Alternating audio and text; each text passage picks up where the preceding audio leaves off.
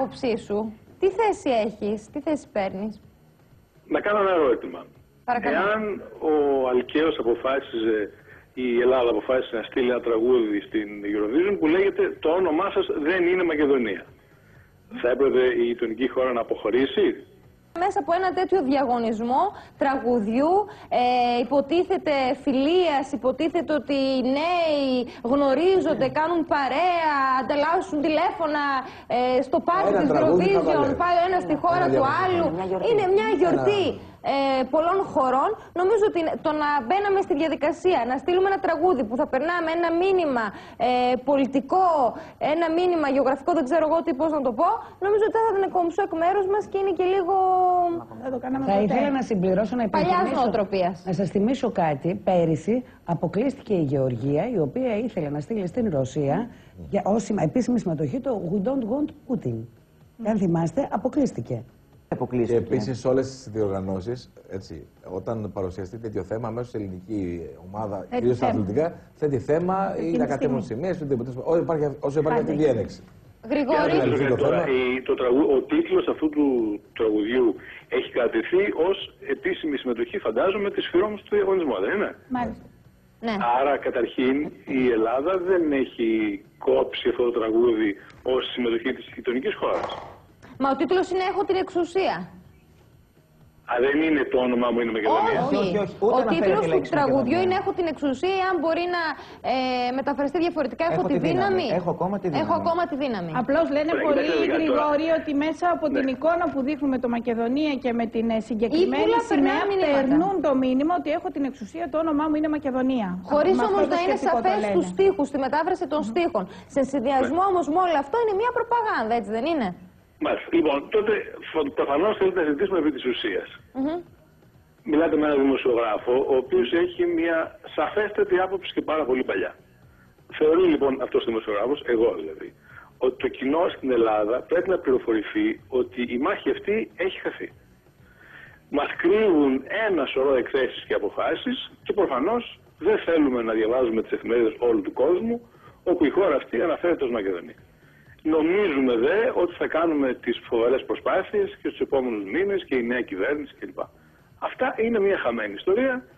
Προφανώς θα εξοργιστεί πάρα πολύ η κοινή γνώμη στην Ελλάδα. Και αυτό τι σημαίνει, παθητικά να δεχόμαστε το οτιδήποτε? Και τι σημαίνει, Γρηγόρη, με αυτό, παθητικά να τα προσπερνούμε και να δεχόμαστε το οτιδήποτε στο κομμάτι που μπορεί ο καθένας να αντιδράσει? Καταρχήν, εσείς ξεκινήσατε να αναφέρεστε στο σκοπιανό τραγούδι. Πού το βρήκατε το σκοπιανό τραγούδι? Μπορεί να λέγεται το τραγούδι του Αλκαίου το τραγούδι των Αθηναίων? Εσείς πώς κάνετε αυτή την αυθαιρεσία και θέλετε οι άλλοι να τηρούν τους κανόνες του παιχνιδιού?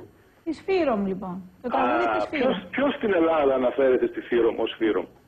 Αναφέρονται όλοι στα Σκόπια. Άρα βλέπετε ότι είναι ένα παιχνίδι προπαγάνδας και εντυπώσεων που γίνεται πάρα πολλά χρόνια. Το Σκόπια αναφέρεται ως πιο εύκολο και ως προπαγάνδα. Γιατί η γιαγιά μας και ο παππούς μας πιο εύκολα λέει τα Σκόπια από το να πει τη λέξη Φύρομ που δεν την έχει ξανακούσει και ποτέ και δεν ξέρει και τι σημαίνει. Υποθέτω. Ή να καθίσει να πει πρώην Ιουγκοσλαβική Δημοκρατία της Μακεδονίας. Δηλαδή το μακρινάρι αυτό. Προφανώς καταλαβαίνετε τον παραλογισμό, γιατί ακόμα και Βόρεια Μακεδονία να λέγονται οι άνθρωποι σε λόγο των Μακεδόνες. Λοιπόν, αν θέλετε τη γνώμη μου, επειδή δεν πήρατε τηλέφωνο, αυτά είναι παιχνιδάκια σε ένα χαμένο παιχνίδι που όσο νωρίτερα το καταλάβουμε, τόσο καλύτερα θα είναι η γειτονιά μας.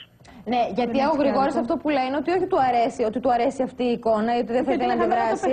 Απλώς λέει κάτι που μπορεί να είναι και αλήθεια. Δηλαδή είναι και αλήθεια ότι έχουμε αφήσει η υπόθεση αυτή να χαθεί. Από εκεί και πέρα όμως, Γρηγόρη, δεν ξέρω, εγώ όταν το είδα το πρωί στην Εσπρέσο, λέω εντάξει. Πείτε μου εσείς ποια θα είναι η εντύπωση στον κόσμο εάν εμείς φύγουμε. Για αυτό ή για κάτι άλλο που θα εμφανιστεί αργότερα. Συμφωνείς εσείς αυτό? Υπάρχουν δύο-τρεις παροιμίες που δεν λέγονται τέτοια ώρα για το τι θα αισθανθεί ο κόσμος με το να φύγουμε εμείς από εκεί. Συγγνώμη, Γρηγόρη, εσύ συμφωνείς στο να αντιδράσει η κρατική και ίσως να αποχωρήσουμε?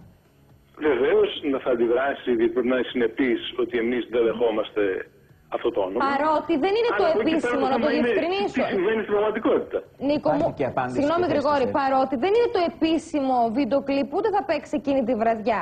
Αλλά είναι ένα βίντεο κλιπ που η ομάδα του τραγουδιστή φτιάξανε ιδιωτικά. Ακριβώς.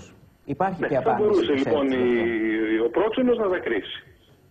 Τη στιγμή που πρόκειται για μια ιδιωτική πρωτοβουλία, δεν μπορεί να προβεί σε καμία ενέργεια, όπως ποτέ δεν προβαίνει σε ιδιωτικές πρωτοβουλίες. Αν επρόκειτο για την θέση της χώρας ή για το επίσημο βιντεοκλίπ που η χώρα θα έστελνε προς τα έξω, σαφώς και θα υπήρχε αντίδραση από την ΕΡΤ. Παρ' όλα αυτά, φέτος, όπως και κάθε χρονιά με πρόταση της διοίκησης της ΕΡΤ, το Διοικητικό Συμβούλιο της EBU δέχτηκε, σύμφωνα πάντα με την πρόταση της ΕΡΤ, η χώρα να διαγωνιστεί ως FYROM.